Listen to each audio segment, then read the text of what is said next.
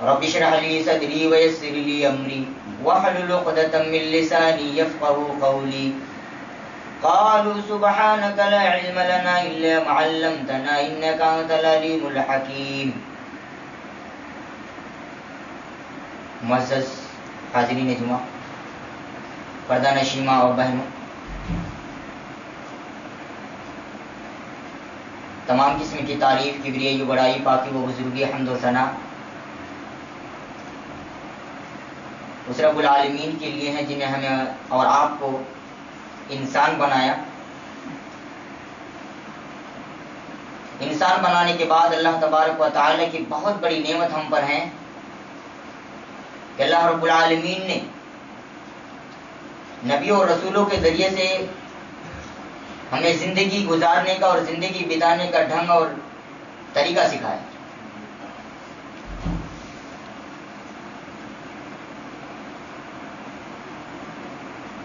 بے شمار انبیاء اور رسول اللہ تبارک و تعالی اس سرزمین کے اندر مبعوث فرمائے.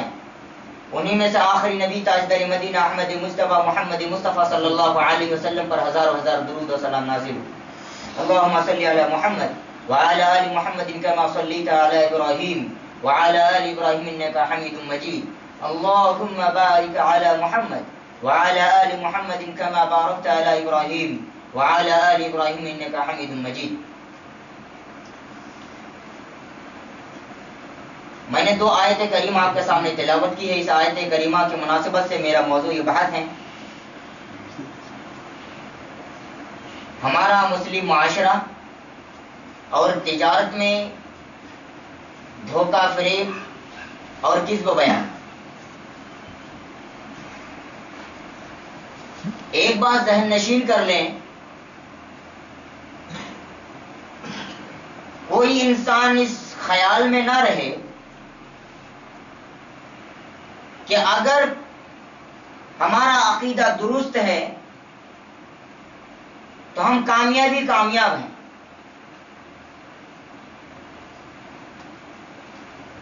بلکہ کامیابی کے لیے صرف عقیدے کا درست ہی ہو جانا کافی نہیں ہے. ایک پرفیکٹ انسان بننے کے لیے عقیدے کے ساتھ ساتھ عبادات اور معاملات بھی درست کرنی پڑے گی.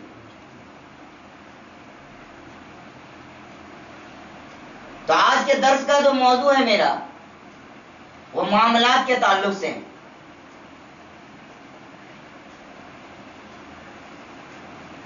یہ بھی دین کا ایک اہم رکن ہے اور کامیابی کے لیے معاملات کا درست ہونا بہت ضروری ہے. اگر انسان کا عقیدہ درست ہے لیکن معاملات کے اندر گڑبڑی ہے تو انسان کو کامیابی نہیں مل سکتی. یا تو پھر انسان اگر 2 چیز میں درست ہے، عبادات اور عقائد میں، معاملات میں درست نہیں ہے، یا تو بالفاظ دیگر یوں سمجھے کہ اگر کسی انسان کا عقیدہ درست ہے اور معاملات درست ہیں لیکن عبادت نہیں ہے تو وہ انسان بھی کامیاب نہیں ہو سکتا. تو ایک انسان کی کامیابی کے لیے 3 چیزوں کا ہونا ضروری ہے. اور ایک پرفیکٹ انسان اس وقت تک کوئی انسان نہیں بن سکتا جب تک کہ 3 چیزوں کے اندر وہ پرفیکٹ نہ نکلے: عقیدہ، عبادت، معاملہ.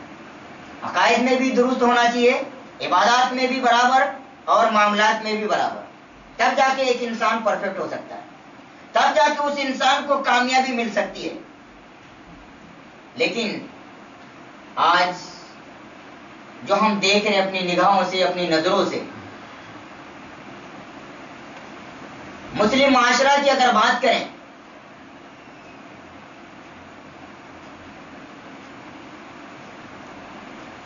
غیروں کو جو تکلیف ہیں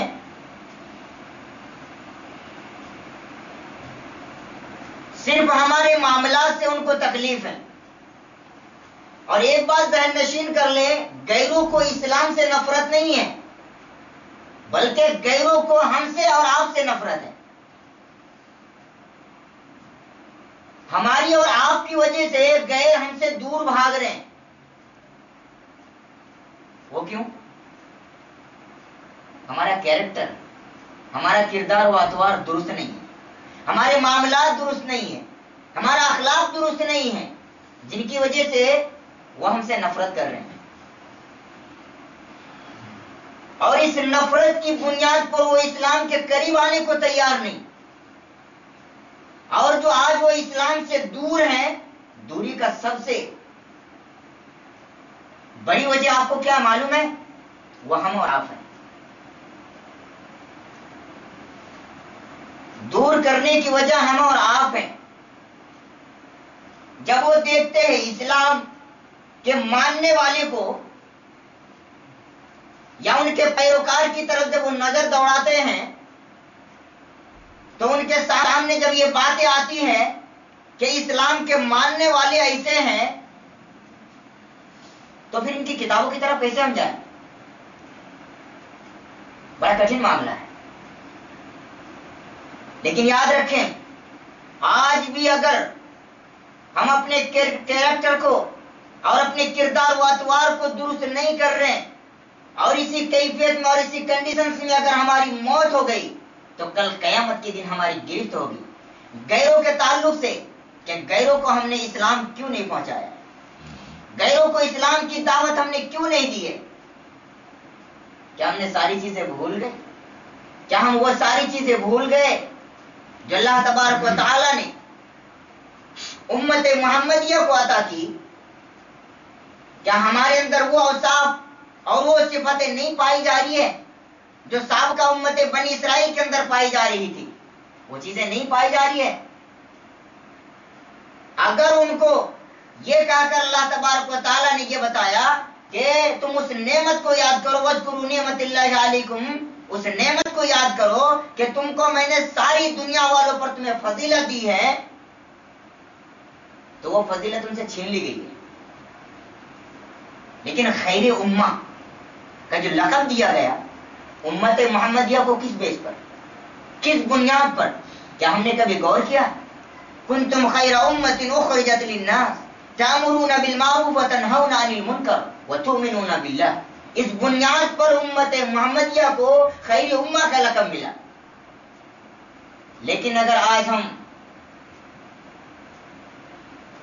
اسی کیفیت میں رہیں اور اسی کنڈیشنز میں اگر ہم رہیں اور غیروں کو اسلام کی بات نہ پہنچائے یا اسلام کی دعوت ہم نہ دیں اور اسلام کی حقانیت کو اگر ان کے سامنے ہم واضح نہ کریں تو کل قیامت کے دن ہماری اور آپ کی گرفت ہو جائے گی۔ آج دیکھیے معاملات کے بارے میں اگر ہم بات کریں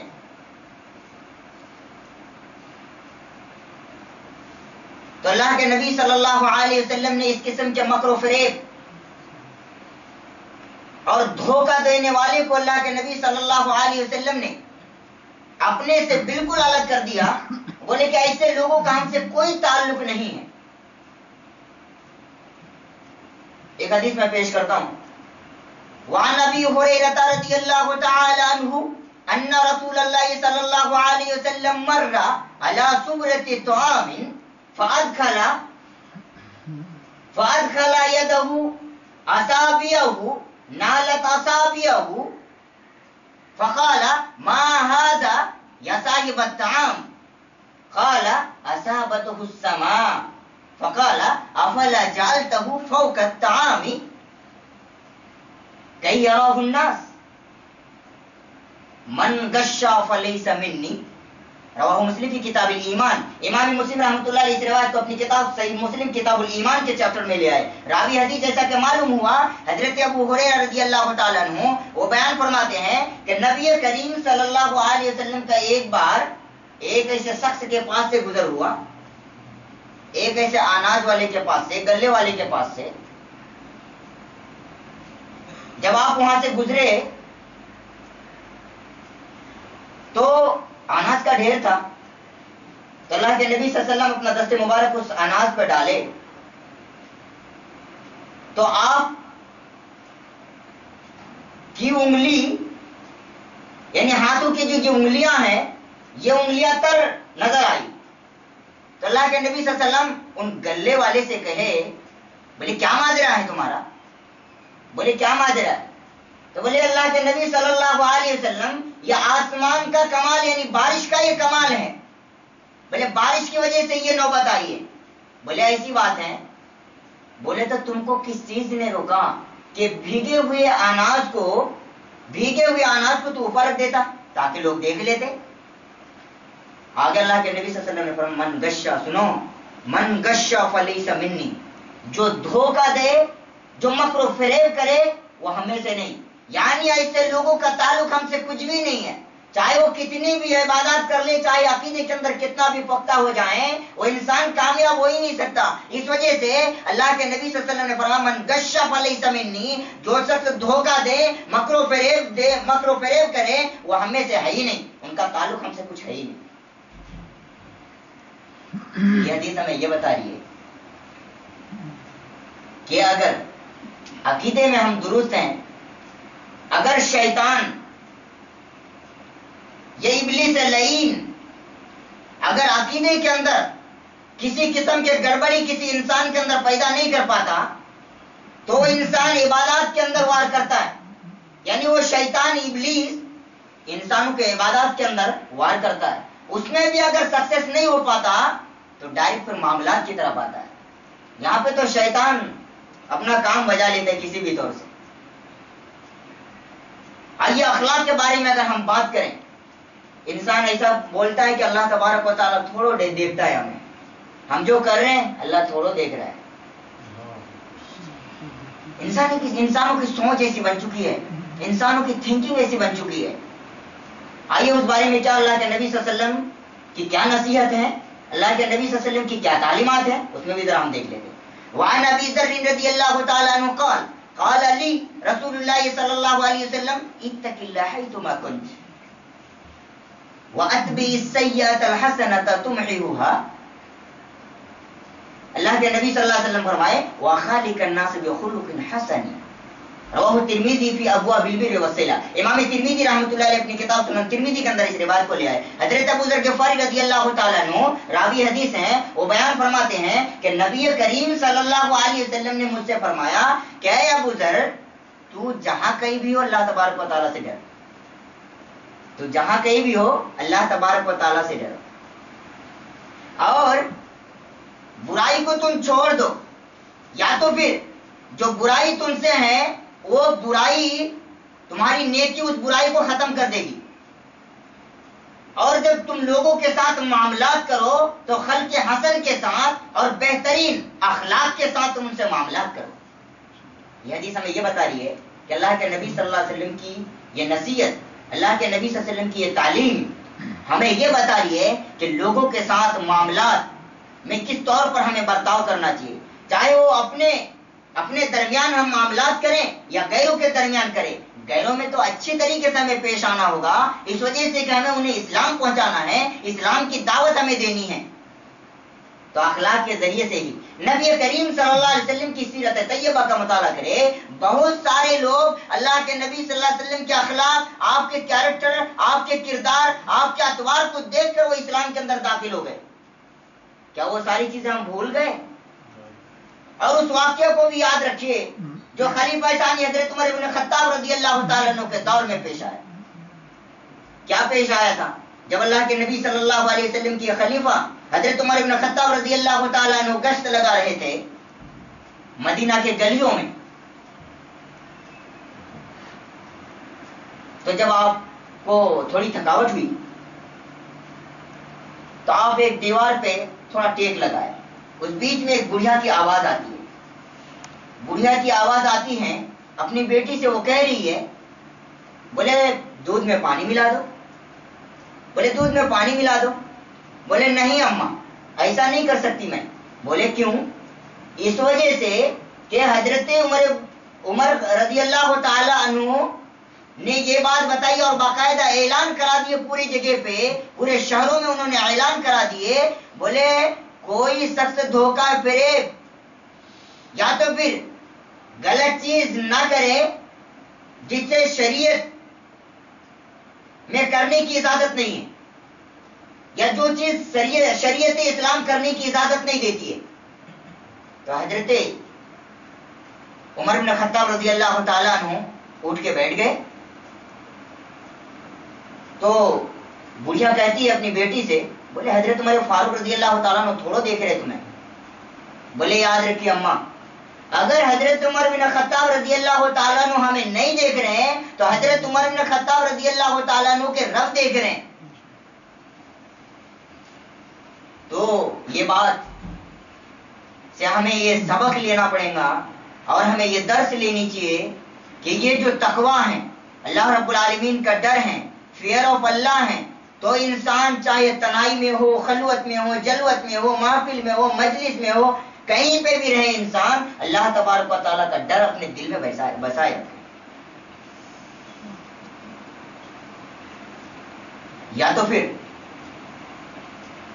اگر آپ اللہ کے راستے میں بھی کوئی صدقہ و خیرات بھی کریں گے تو وہ کمائی حرام طریقے سے نہیں بلکہ حلال طریقے سے ہو, بالکل وہ پاک ہوں, بالکل ان ساری عیوب اور نقائص سے پاک ہو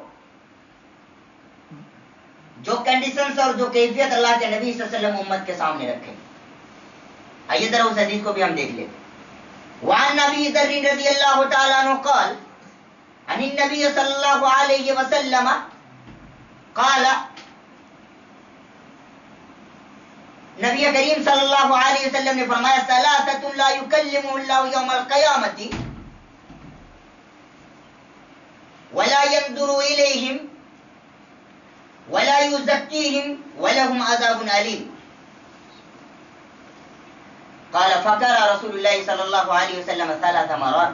قال أبو ذر خابوا وخسروا من هم يا رسول الله صلى الله عليه وسلم؟ المسبل والمنان والمنفق سلعته بالحلف الكاذب. رواہ مسلم کی کتاب الکسوف. امام مسلم رحمۃ اللہ علیہ اس روایت کو اپنی کتاب صحیح مسلم کتاب الکسوف میں لیا ہے. راوی حدیث حضرت ابو ذر غفاری رضی اللہ تعالیٰ عنہ وہ بیان فرماتے ہیں کہ نبی کریم صلی اللہ علیہ وسلم اس آیت کریمہ کی تلاوت فرمائے کہ 3 لوگ ایسے ہیں کہ جن سے نہ اللہ تبارک و تعالیٰ بات کریں گے اور نہ ہی ان کی طرف نظر رحمت اٹھا کر دیکھیں گے اور نہ ہی ان کو پاک کریں گے. 3 بار آپ فرمائیں. حضرت ابو ذر غفاری رضی اللہ تعالیٰ عنہ فرماتے ہیں کہ وہ کون شخص ہے جو ناکام ہوا, نامراد ہوا اور وہ نقصان ہو گیا. وہ کون لوگ اللہ کے نبی صلی اللہ علیہ وسلم؟ تو آپ 3 لوگوں کی طرف نشان دیکھیے. آج جو ایسا ہوتا ہے نا کاروبار میں, بزنس میں, لوگ جھوٹی جھوٹی قسم کھاتے ہیں. جھوٹی جھوٹی قسم کھا کر لوگ سامنے والے کو یعنی خریدنے والے کو, بائے مشتری کو یعنی خریدنے والے کو یہ یاد دلانے کی کوشش کرتے یا امید دلانے کی کوشش کرتے کہ واقعی جو میں کہہ رہا ہوں وہ سچ کہہ رہا ہوں. جھوٹی قسم کھا کر بولتے ہیں. تو اللہ کے نبی صلی اللہ علیہ وسلم 3 لوگوں کی طرف نشاندہی کیے. بولے 3 لوگ ایسے ہیں میری امت کے اندر کہ 3 لوگوں سے نہ اللہ تبارک و تعالیٰ بات کریں گے اور نہ ہی انہیں پاک کریں گا اور نہ ہی اللہ تبارک و تعالیٰ نظر رحمت سے ان کی طرف دیکھیں گے. وہ کون ہے؟ المسبل, ازار لٹکانے والا, والمنان, احسان جتلانے والا. کوئی چیز کسی پر کوئی احسان کرے اور احسان کرنے کے بعد وہ جتلائے, وہ شخص. نمبر 3 جھوٹی قسم کھا کر اپنے مال کی نکاسی کرنا یا خرید و فروخت کرنا. یہ 3 اشخاص ایسے ہیں کہ جن کو اللہ کے نبی صلی اللہ علیہ وسلم فرمائے ایسے لوگ کو اللہ تبارک و تعالیٰ نہ پاک کریں گے اور نہ ہی نظر رحمت سے دیکھیں گے اور نہ ہی اللہ تبارک و تعالیٰ ایسے لوگوں کو کبھی بخشیں گے. 3 لوگ ہیں. اسی طور پہ اگر ہم غور کریں تو اللہ تبارک و تعالیٰ نے اہل ایمان کو, مومنین کو وہی حکم دیا جو حکم اللہ تبارک و تعالیٰ نے انبیاء کرام اور رسولوں کو حکم دیا تھا کہ آپ جب بھی کوئی کھانا کھائیں تو بالکل پاک کھانا کھائیں. وہ حدیث بھی ذرا دیکھ لیتے. وعن ابی ہریرہ رضی اللہ تعالیٰ عنہ قال قال رسول اللہ صلی اللہ علیہ وسلم ان اللہ طیب لا يقبل الا طیبا فقال یا ایها الرسول کلوا من الطیبات واعملوا صالحا انی بما تعملون علیم. وقال या अय्युहल्लज़ीना आमनू कुलू मिन तय्यिबाति मा रज़क़नाकुम वक़ाल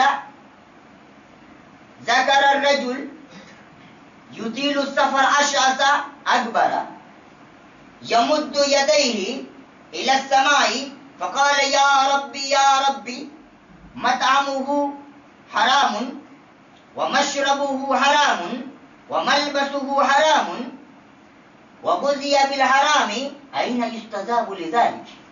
रवाहु मुस्लिम। इमाम मुस्लिम रहमतुल्लाह अलैहि इस रिवायत को भी अपनी किताब सही मुस्लिम के अंदर ले आए। रावी हदीस जैसा कि मालूम हुआ हजरत अबू हुरैरा रज़ियल्लाहु ताला अन्हु वो बयान फरमाते हैं कि नबी करीम सल्लल्लाहु अलैहि वसल्लम ने बयान फरमाया कि अल्लाह तबारक व तआला पाक है और पाक चीज को पसंद करता है, पाक चीजों को ही अल्लाह तबारक व तआला कबूल फरमाता है।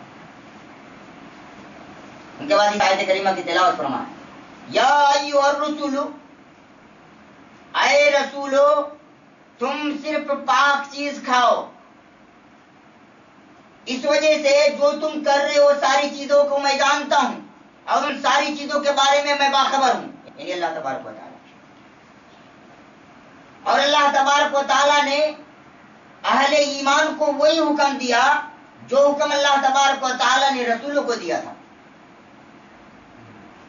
फरमाया गया, या अय्युहल्लज़ीना आमनू कुलू मिन तय्यिबाति मा रज़क़नाकुम, आए वो लोगों जो ईमान ले आए हो, तुम लोग उन रोजियों में से खाओ जो हमने तुम्हें दी है, यानी हलाल रोजियों में से, और पाक तय्यब ताहिर उन रोजियों में से तुम खाओ। उम्मत मुस्लिमा का एक बहुत बड़ा अलमिया है कि आज इंसान रुपए कमाने के लिए हलाल और हराम की तमीज तक नहीं करता, और ये चीज अल्लाह के नबी सल्लल्लाहु अलैहि वसल्लम ने जो बताई ये कयामत की निशानियों में से, और ये उम्मत मोहम्मदिया के लिए बहुत बड़ी अफसोस वाली बात है। देखिए जरा अल्लाह के नबी सल्लल्लाहु अलैहि वसल्लम क्या फरमाए, वअन अबी हुरैरा रज़ियल्लाहु तआला अन्हु अन नबी सल्लल्लाहु अलैहि वसल्लम क़ाल याती अलन्नास ज़मानुन ला युबालिल मरउ मा अख़ज़ मिन्हु अमिनल हलाली अमिनल हरामी। रवाहुल बुखारी फी किताबुल बुयू। इमाम अल बुखारी रहमतुल्लाह अलैहि इस रिवायत को किताबुल बुयू के चैप्टर में ले आए। रावी हदीस हजरत अबू हुरैरा रज़ियल्लाहु ताला अन्हु हैं, वो बयान फरमाते हैं कि नबी करीम सल्लल्लाहु अलैहि वसल्लम ने बयान फरमाया, लोगों पर एक वक़्त ऐसा आएगा, यानी जमाने के एतबार से लोग ऐसे भी आएंगे जो ये परवाह नहीं करेंगे कि उनके पास जो माल आ रहे हैं, उनके पास जो पैसे आ रहे हैं, वो पैसे कहां से आ रहे हैं और किस तौर पर आ रहे हैं, वो हलाल तरीके से या हराम तरीके से, वो पैसे हमारे लिए हलाल भी है या हराम भी है, इन चीजों के बारे में इंसान परवाह तक नहीं करेगा। बड़ी अफसोस वाली बात है। इस वजह से सुनन तिरमिज़ी के अंदर वो हदीस भी गौर तलब है, अल्लाह के नबी सल्लल्लाहु अलैहि वसल्लम ने फरमाया, ला तज़ूलु कदम इब्न आदम हत्ता युसअल अन खम्सिन अन उम्रिही फीमा अफ़नाहु व अन शबाबिही फीमा अबलाहु व अन मालिही मिन अयन इक्तसबहु व फीमा अनफ़क़हु व माज़ा अमिला फीमा अलिमा। इब्न आदम के कदम उस वक्त तक रब्बे करीम के यहां से नहीं हट सकते जब तक कि वो 5 सवालों का जवाब ना दे। उम्र के बारे में पूछा जाएगा कि आपको 60 साल 70 साल की जिंदगी दी गई थी, उस जिंदगी को आपने कहां बिताया। जवानी के बारे में पूछा जाएगा कि जवानी को आपने कहां बिताया। उस माल के बारे में पूछा जाएगा कि ये माल आपने कहां से कमाया और किस तौर पर कमाया और कहां खर्च किया। उसके बाद ये भी सवाल होगा कि आपको जितनी जानकारी थी, जानकारी के मुताबिक आपने कितना अमल किया, ये भी पूछा जाएगा। और कौन सा ऐसा इंसान है जो अपने घरों के अंदर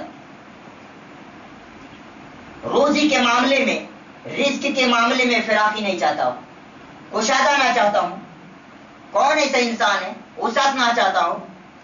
लेकिन अगर मामलात के बारे में हम बात करें, रिलेशंस के बारे में अगर बात करें, ताल्लुकात के बारे में अगर हम बात करें, तो इन चीजों को इंसान बिल्कुल कुछ नहीं समझते।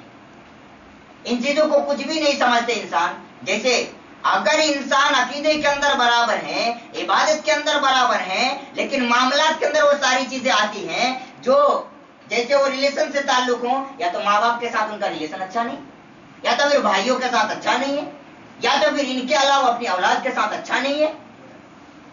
تو اگر یہ چیز کسی انسان کی زندگی میں رہی تو انسان چاہے کتنی بھی محنت کر لے، چاہے انسان کتنی بھی جد و جہد کر لے، انسان کامیاب نہیں ہو سکتا. یا انسان کے گھروں کے اندر رزق کے معاملے میں، روزی کے معاملے میں کشادگی نہیں ہو سکتی، وسعت نہیں ہو سکتی. دلیل یہ حدیث پاک. وعن انس بن مالک رضی اللہ تعالی عنہ قال سمعت انس بن مالک سمعت رسول اللہ صلی اللہ علیہ وسلم يقول من سره ان يبسط له في رزقه او ينسى له في اثره فليصل رحمه. رواه البخاری في کتاب البیوع.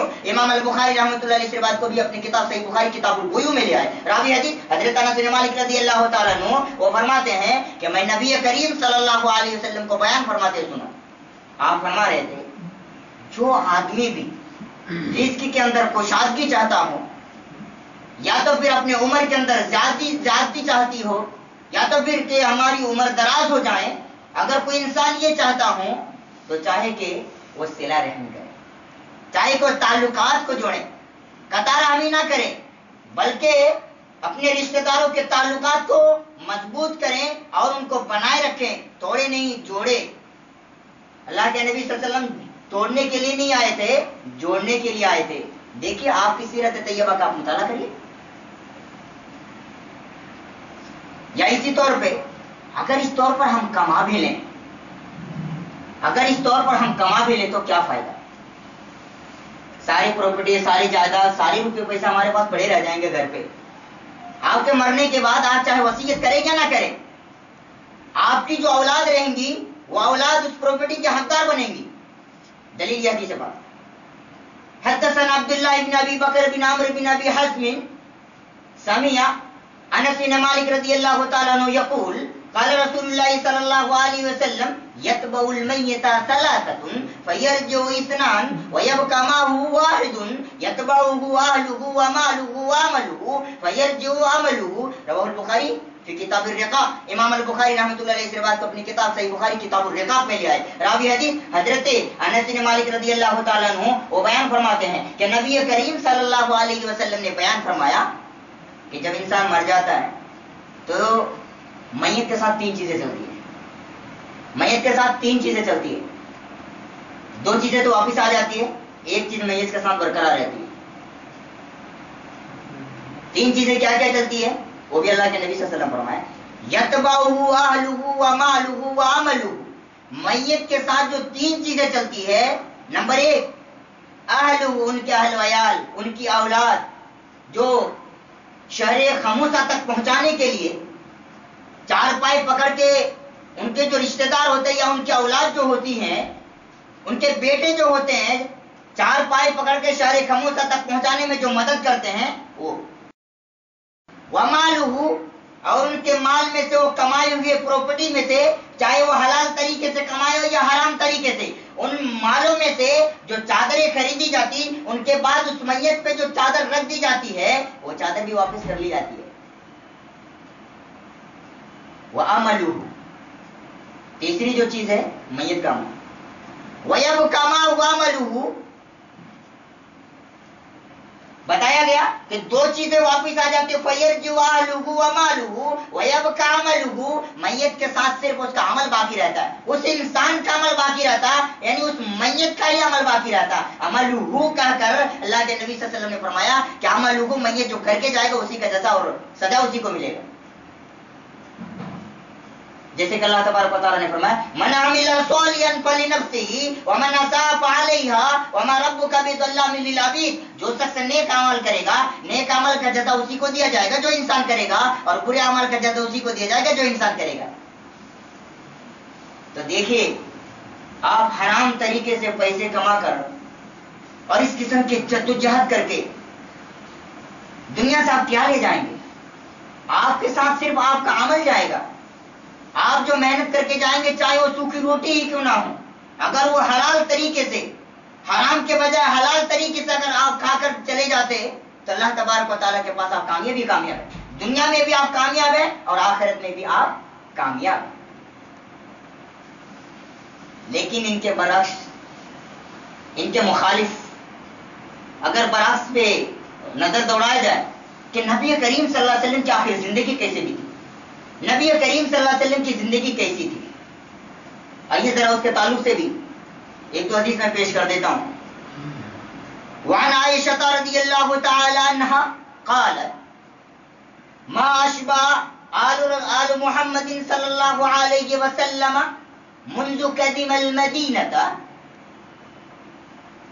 من طعام بر ثلاث لیال تبان حتی قبض. رواه البخاری فی کتاب الرقاق. امام البخاری رحمۃ اللہ علیہ سے بات کو اپنی کتاب صحیح بخاری کتاب الرقاق میں لے آئے. اما عائشہ رضی اللہ تعالی عنہ راوی حدیث ہیں، وہ بیان کرتی ہیں کہ محمد کے گھر کے لوگ مدینہ آنے کے بعد مسلسل طور پر یا تسلسل انداز میں 3 دن کبھی بھی گیہوں کی روٹی نصیب نہیں ہوئی. 3 دن کنٹینیو بلا کٹ آف، یا تو پھر مسلسل طور پر گیہوں کی روٹی کھانے کو نہیں ملی، یہاں تک کہ نبی کریم صلی اللہ علیہ وسلم اللہ کے پیارے ہو گئے. یا تو پھر اما عائشہ صدیقہ رضی اللہ تعالیٰ نے یہ بھی فرماتی ہے کہ ایک دن میں 2 وقت کا کھانا کبھی بھی نصیب نہیں ہوا. اگر کبھی ہوا تو یہ احدہما تمر، ان میں سے ایک وقت جو ہوتا تھا وہ صرف کھجور پہ ہی اللہ کے نبی صلی اللہ علیہ وسلم کا بسیرا ہوتا تھا یا ہم لوگوں کا بسیرا ہوتا تھا. اگر آیا ہم بستر کی طرف، رہنے سہنے کی طرف، تو اللہ کے نبی صلی اللہ علیہ وسلم کا بستر کیسا تھا، آپ کا تکیہ کیسا تھا، اس میں بھی ذرا ہم غور کر لیتے. وعن عائشہ رضی اللہ تعالی عنہ قالت کان فراش رسول اللہ صلی اللہ علیہ وسلم من ادم وحشوه من لیف. رواه البخاری فی کتاب الرقاق. امام البخاری رحمۃ اللہ علیہ اس روایت کو بھی اپنی کتاب صحیح بخاری کتاب الرقاق میں لے آئے. اما عائشہ رضی اللہ تعالیٰ عنہ راویہ حدیث ہے، وہ بیان کرتی ہیں کہ نبی کریم صلی اللہ علیہ وسلم کا جو بستر تھا وہ چمڑے کا تھا، اور ایک تکیہ تھا آپ کے پاس جس میں کھجور کے چھال بھرے ہوئے تھے. یہ تھا اللہ کے نبی صلی اللہ علیہ وسلم کی زندگی، یہ مبارکہ کہ کس طور پر آپ زندگی بسر کیے، آپ کس طور پر زندگی بتائیں. یہ ہے اللہ کے نبی صلی اللہ علیہ وسلم کی زندگی کی حقیقت. کہ اللہ کے نبی صلی اللہ علیہ وسلم کے پاس مال و موال نہیں تھے، ساری چیزیں اللہ کے نبی صلی اللہ علیہ وسلم کے پاس تھیں، لیکن اللہ رب العالمین کے راستے میں اللہ کے نبی صلی اللہ علیہ وسلم صدقہ و خیرات کیا کرتے تھے. اسی طور پر اگر امہات المومنین کی طرف اگر جائے، ازواج مطہرات کی طرف جائیں، تو حضرت اما عائشہ صدیقہ رضی اللہ تعالی عنہا کے لیے حضرت ابو بکر صدیق رضی اللہ تعالیٰ عنہ کے خلافت میں 10,000 روپے 10,000 دینار سالانہ متعین کیا گیا وظیفہ. لیکن جب حضرت عمر فاروق رضی اللہ تعالیٰ عنہ کا دور خلافت آیا تو اس کنڈیشنز میں حضرت عمر فاروق رضی اللہ تعالیٰ عنہ سالانہ اما عائشہ صدیقہ رضی اللہ تعالیٰ عنہ کو 12,000 دینار بطور وظیفہ دیتے تھے. پھر بھی اما عائشہ صدیقہ رضی اللہ تعالی عنہ اللہ کے راستے پہ سب صدقہ و خیرات کر دیا کرتی تھی. اگر ہم واقعی اللہ کے پاس کامیاب ہونا چاہتے ہیں، اگر ہمیں کامیاب ہونا ہے، تو اس کنڈیشنز میں اگر سوکھی روٹی ہمیں سوکھی روٹی کھا کر ہی زندگی بسر کرنی پڑے، تو ہم یہ کوشش کریں اور یہ ہم جد و جہد کریں کہ ہمارا جو بھی کمائی ہو وہ حلال طریقے سے ہو، حرام طریقے سے نہ ہو. ہم نے دیکھا اس مسافر کے بارے میں کہ جو ایک شخص اللہ رب العالمین کے راستے میں بالکل لمبے سفر کرتا ہے، وہ انسان اور بالکل ان کے سر کے بال بالکل پراگندہ رہتا ہے، گرد و غبار سے بھرا رہتا، گرد و غبار سے لت پت رہتا، رب کریم کے سامنے ہاتھ پھیلائے رہتا، یا ربی یا ربی. کہتا ہے مطعمہ حرام، ان کا کھانا بھی حرام، ان کا پینا بھی حرام، ان کا لباس بھی حرام، ان کی غذا بھی حرام. کہاں ایسے لوگوں کی دعا قبول کی جاتی ہے؟ تو اس وجہ سے آج جو ہماری یہ حالت ہے، آج جو ہم تنزلی کے شکار ہیں، صرف ہمارے کرتوتوں کی وجہ سے، ہمارے ہاتھوں کے کرتوتوں کی وجہ سے آج ہم تنزلی کی طرف چلے جا رہے ہیں اور چاروں طرف سے ہمیں رسوائی کا سامنا کرنا پڑ رہا ہے. صرف اس وجہ سے ہم نے قرآن کو چھوڑا، ہم نے حدیث کو چھوڑا، اس وجہ سے آج ہمیں تنزلی کا شکار ہونا پڑ رہا ہے. آئیے اگر دیکھیں آج کے گھروں کا اگر جائزہ لیا جائے تو دنیاوی جو تعلیم ہے اس میں جو ہماری مائیں اور بہنیں ہیں اپنے بچوں کو بار بار ایک باتیں ریوائزنگ کراتی رہتی ہے. لیکن جب قرآن کی بات آتی ہے، جب قرآن کی بات آتی ہے بولے یہ تو میں نے سنا، یہ تو میں نے پڑھا، بار بار سننے کو یا پڑھنے کو وہ گوارا نہیں کرتے. یا پھر کیا وجہ؟ یہ قرآن کی وجہ سے پہلے کے لوگ معزز و مکرم گزرے. اس وجہ سے کسی شاعر نے کہا وہ معزز سے زمانے میں مسلمہ ہو کر، وہ معزز سے زمانے میں مسلمہ ہو کر، اور ہم خار ہوئے تاریخ قرآن ہو کر. تاریخ مانے یعنی قرآن کے چھوڑنے والے، یعنی قرآن کو چھوڑ کر آج ہم چار طرف رسوائی رسوا ہو رہے ہیں. اس وجہ سے ذلت و رسوائی کا سامنا صرف ہمیں قرآن چھوڑنے کی وجہ سے کرنا پڑ رہا ہے. اگر آج ہم قرآن کو سیکھے، سمجھے، سمجھنے کی کوشش کریں جو اللہ تبارک و تعالیٰ نے قرآن میں بتایا بار بار، افلا تتدبرون القرآن، افلا تتدبرون القرآن. یہ جو اللہ تبارک و تعالیٰ نے امت محمدیہ سے جو مخاطب ہو کے فرمایا، اس کا کیا مطلب ہے؟ قرآن میں ہم غور کریں، قرآن کے معنی مفاہیم کو سمجھے، قرآن ہم سے کیا چاہتا ہے ان چیزوں کو ہم سمجھے. اس وجہ سے کسی شاعر نے کہا ہے موجیں کہتی ہیں، موجیں کہتی ہیں کہ دریا میں اترو، موجیں کہتی ہیں کہ دریا میں اترو، کب تک چلو گے کنارے کنارے. ادھر ادھر ہم بھٹک رہے، ادھر ادھر چل رہے ہیں. ارے کم سے کم جواہرات کی طرف تو دیکھیں کہ قرآن کے اندر چھپے ہوئے کیا جواہرات ہیں، کیا موتیاں ہیں، ان میں تو آ کر جا کر دیکھیں، ان کے مفاہیم اور ان کے معنی کو تو سمجھیں، ان کے جواہرات کی طرف کھڑنے کی تو کوشش کریں. تب جا کر ہمیں ساری چیز سمجھ میں آئے گی کہ اللہ کے نبی صلی اللہ علیہ وسلم اور اللہ تبارک و تعالیٰ نے زندگی یعنی زندگی کے شروعات سے لے کر آخر تک جتنے بھی مسائل پیش آنے والے سارے مسائل کا حل کتاب و سنت میں موجود ہیں. لیکن ان چیزوں کا ہم تلاش کرنے کی کوشش نہیں کرتے جن کی وجہ سے آج ہمیں رسوائی کا سامنا کرنا پڑ رہا. اللہ تبارک و تعالیٰ سے ہم دعا کریں اے العالمین جب تک ہم دنیا کے اندر قائم رہیں اے العالمین ہمیں تو حلال کمائی کھانے کی تو ہمیں توفیق نصیب فرما. اللہ تبارک و تعالیٰ سے ہم دعا کریں اے العالمین جب تک ہم دنیا کے اندر قائم رہیں کتاب و سنت کے مطابق تو ہمیں زندگی بسر کرنے کی توفیق عطا فرما. اللہ تبارک و تعالیٰ سے ہم یہ بھی دعا کریں اے العالمین جب ہمارا خاتمہ ہو ایمان باللہ پر خاتمہ ہو. اللہ تبارک و تعالیٰ سے ہم یہ بھی دعا کریں اے العالمین جو ہم سے غلطی ہوئی، جو ہم سے خطائیں ہوئی، جو ہم سے سرزنش ہوئی، اے العالمین تو غفار ہیں، تو ستار ہیں، تو غفور رحیم ہیں. اے العالمین ہم خطا کار ہیں، ہم سیاہ کار ہیں، ہم گنہگار ہیں، ہم مظلوم ہیں. العالمین ہمارے سارے گناہوں کو تو معاف فرما.